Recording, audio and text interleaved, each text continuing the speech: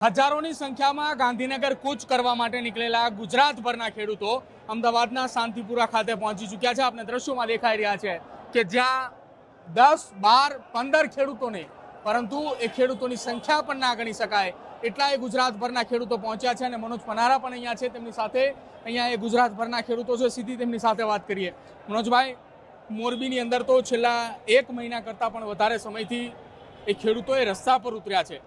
પોલીસે તેમને ડિટેન કરે, ખાનગી કંપની એ વીજપોલ નાખી રહી છે અને ખેડૂતોના છાતી ઉપર વીજપોલ કે જેને બાપ દાદાઓની જમીન છે અને એ જમીન ઉપર વીજપોલ નાખી ખેડૂતો ત્યાં રડી રહ્યા છે। અને આજે એ જ ખેડૂતો પોતાની માંગ સાથે ગાંધીનગર તરફ નીકળ્યા છે। ગુજરાતભરના ખેડૂતોને ખાસ કરીને 4-5 જિલ્લાના ખેડૂતો તો રોજ ખેતરે જાય, એની જગ્યાએ અત્યારે પોલીસ સ્ટેશને જઈ રહ્યા છે। એવી પરિસ્થિતિ ગુજરાત પોલીસ અને ગુજરાત સરકારે ખેડૂતોની હાલત કરી નાખી છે। જ્યારે તાલુકા અને જિલ્લા લેવલે ખેડૂતો આંદોલન કરતા હતા, કોઈ સાંભળતું નહોતું, એટલા માટે આજે ગાંધીનગર તરફ કૂચ ટ્રેક્ટર લઈને ખેડૂતો કરી રહ્યા છે। અને ખેડૂતોની વાજબી માંગણી છે કે જે રીતે મોબાઈલ ટાવરનું ભાડું મળે છે બધા જને, એવી રીતે ખેડૂતોને પણ પોતાના ખેતરમાં આવતા થાંભલાઓ જે છે, વીજ પોલ છે, એનું ભાડું મળવું જોઈએ, અથવા તો વન ટાઈમ સેટલમેન્ટમાં 2 કરોડ રૂપિયા આ કંપની આપવા જોઈએ। આ કંપની કોઈ સેવા કરવા માટે વીજ પોલ નથી નાખી રહી। આ અદાણી, અંબાણી જેવી અનેક કંપનીઓ વીજપોલ નાખી રહી છે, એ પૈસા કમાવા માટે નાખી રહી છે। યુનિટના આજે 12 રૂપિયા વીજ કંપની વસૂલી રહી છે। આજે સ્માર્ટ મીટરના નામે લોકોને છેતરી રહી છે। આજે કરોડો રૂપિયાનો નફો જ્યારે કંપની કરી રહી છે, તો કરોડોની જમીન ઉપર વીજપોલ નાખી અને આવો નફો કરતી કંપનીઓને ખેડૂતોને વળતર આપ્યા વગર પોલીસને સાથે રાખીને પરાણે જે પોલ નાખી રહી છે, એના વિરોધમાં આજે હજારો ખેડૂતો અહીંયા ઉપસ્થિત છે। કેટલા અનેક અહીંયા ખેડૂતો છે, શું કહેશો? ક્યાંથી આવ્યા છો તમે? શું માંગ છે તમારી? અમે આવ્યા છીએ માળિયાના ઝુલા કાટેલા ગામથી। અમે અહીંયાથી 100 ટ્રેક્ટર લઈને આવ્યા છીએ। સરકારને કહેવા માંગીશ, તમે આટલામાં સમજી જાઓ। હજી તો લિમિટેડ પબ્લિક આવી, ખેડૂત આવ્યા છે। જો ખેડૂત આના ઉગ્ર ચાલુ રહ્યું ને તો આગામી સમયમાં એવા પ્રોગ્રામ આપશું કે સરકારની નિંદર નહીં આવે। એટલે આ ખેડૂત છે શાંતિથી કરે છે ત્યાં સુધી સાચું। જો હળ ઉપાડી લે છે ને તો આ બધાના 35 વર્ષ 30 વર્ષના મૂળિયા ઉખાડી નાખશે।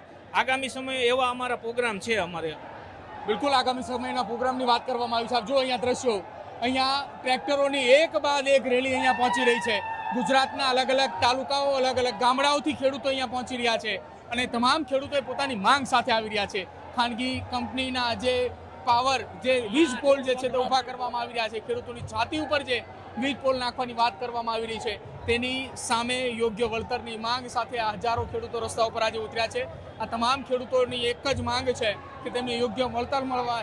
તે એ ખેડૂતો જે છેલ્લા કેટલાક સમયથી એ પોતાની માંગને લઈને સતત વિરોધ કરી રહ્યા હતા, આજે એ જ ખેડૂતો અહીંયા રસ્તા ઉપર છે। આપ જુઓ, અહીંયા દરેક તરફ જ્યાં જઈએ ત્યાં માત્ર ને માત્ર એ ખેડૂતો દેખાઈ રહ્યા છે। દરેક જગ્યા ઉપર ખેડૂતોએ પોતાની માંગની વાત કરી રહ્યા છે। વીજ પોલની વળતર માટેની માંગ આ ખેડૂતોએ સતત વિરોધ પર બેઠા છે। હું આપને બીજી તરફના પણ એ દ્રશ્યો બતાવું છું। અમે અત્યારે જ્યાં ઉપસ્થિત છીએ તે શાંતિપુરાનો વિસ્તાર છે। આપ જુઓ, લાંબી કતારો પણ અહીંયા દરેક જગ્યા ઉપર એ માત્ર ને માત્ર ખેડૂતો છે। બીજી તરફ જુઓ, આ બાજુ પણ અહીંયા મોટી સંખ્યામાં અહીંયા ખેડૂતો ઉપસ્થિત છે। તમામ ખેડૂતોની એક માંગ છે કે તેમને યોગ્ય વળતર આપવામાં આવે। તમામ ખેડૂતોની એક માંગ છે કે તે જે લડત લડી રહ્યા છે એ લડત તેમને યોગ્ય વળતર મળે તે માટેની છે। શું કહેશો? ક્યાંથી આવ્યા છો તમે અને કેટલા લોકો? સુરતથી આવ્યા છે। સુરતથી કેટલા ટ્રેક્ટરો અથવા તો કેટલા ખેડૂતો સાથે તમે આવ્યા છો?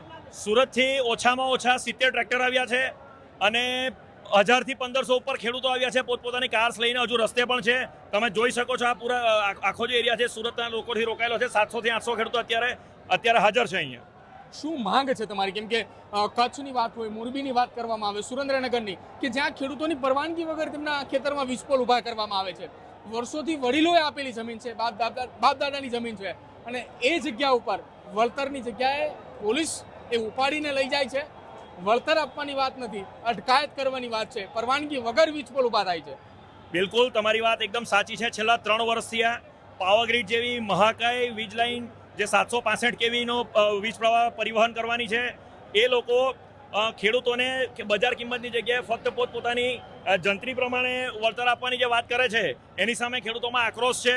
અને જે કાયદાનું પાલન કરવાનું છે, દાખલા તરીકે 1885નો ટેલિગ્રાફ એક્ટ કે જેના અંડરમાં એ લોકો આ લાઈન લઈ જાય છે, એમાં સીધી જોગવાઈ છે કે જો ખેડૂતો વિરોધ કરે તો એમને કલેક્ટર પાસે લઈ જવાના છે, કલેક્ટરને ફરિયાદ કરવાની છે કંપનીએ, અને પછી collector as a district magistrate 16(1) હેઠળ ખેડૂતને બોલાવશે, એને સાંભળશે, એના વાંધાઓ સાંભળશે, પછી કલેક્ટર નક્કી કરશે કે એને લાઈન લઈ જવા પાત્ર છે કે નહીં. પરંતુ આ બધી પ્રક્રિયા, બધી કાયદાકીય પ્રક્રિયાને અવગણીને કલેક્ટરો પોતપોતાના મનસૂબી પ્રમાણે પોલીસ મોકલી આપે છે, અને આ પોલીસ જાણે કે પ્રાઇવેટ કોર્પોરેટની સિક્યુરિટી ગાર્ડ હોય એ પ્રમાણે ખેડૂતોને ઉચકીને એની પાસે દુરાચાર કરે છે, જે અત્યાચાર કરે છે, અને જે ખેડૂતનું શોષણ કરવાની વાત છે એનો આ વિરોધ છે. છેલ્લા 3 વર્ષથી આ અલગ અલગ જિલ્લામાં, મને ખબર છે કચ્છથી લઈને સુરત, નવસારી, વલસાડ સુધી અલગ અલગ જિલ્લામાં ખેડૂતો આંદોલિત છે, પરંતુ સરકાર એને સાંભળતી નથી. જિલ્લા લેવલે એમનું સમાધાન થયું નહીં, જેને લઈને દરેક જિલ્લાના ખેડૂતોએ ભેગા થઈને નક્કી કર્યું કે આપણે અમદાવાદ મુકામે ભેગા થઈ ગાંધીનગર સુધી ટ્રેક્ટર રેલી કરી,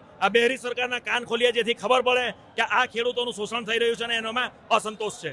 બિલકુલ, દક્ષિણ ગુજરાતથી પણ ખેડૂતો અહીંયા છે, સૌરાષ્ટ્રના પણ ખેડૂતો છે, અને તમામ જગ્યા ઉપર ખેડૂતો અહીંયા આપ જુઓ, જ્યાં દ્રશ્યોમાં જોવાય કે આ માત્ર ને માત્ર તમને એ ખેડૂતો દેખાઈ રહ્યા છે, અને તે તમામ ખેડૂતોની એક માંગ છે કે તેમને ન્યાય મળે. જે ખેડૂતોની પરવાનગી વગર તેમના ખેતરની અંદર વીજપોલ ઊભા કરી રહ્યા છે, તેની સામે આ ખેડૂતો એકમાત્ર વાત કરી રહ્યા છે કે અમને યોગ્ય વળતર મળે, અમને અમારો ન્યાય મળે. હજુ સુધી તમે અમારી ચેનલને સબસ્ક્રાઇબ નથી કરી તો અત્યારે જ ન્યૂઝરૂમ ગુજરાતને સબસ્ક્રાઇબ કરો, ફેસબુક અને ઇન્સ્ટાગ્રામ પર ફોલો કરો.